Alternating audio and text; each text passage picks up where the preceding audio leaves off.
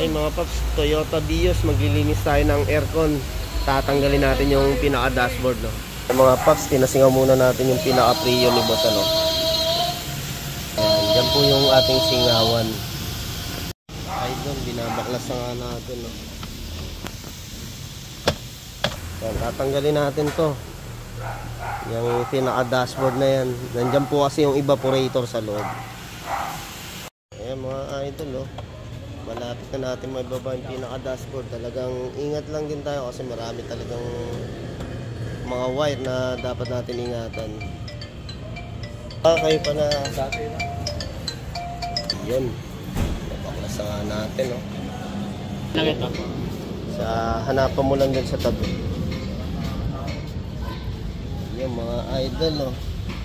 Tanggal na. Kaya mga paps, andito yung pinaka-blower natin, evaporator natin, yan. Tapos yung pinaka-aircon filter. Yan ang kailangan natin kalasin dyan.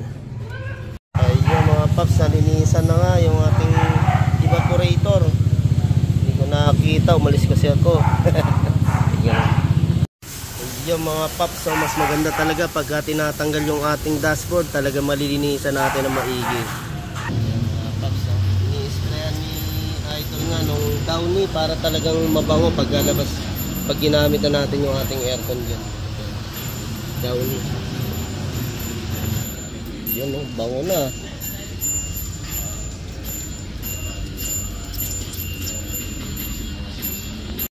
Yung mga idol, patapos na nga kami, kinakarga na lang ng Prio.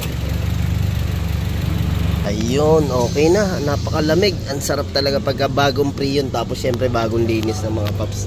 Ayan, ay kabit naman natin na maayos, oh.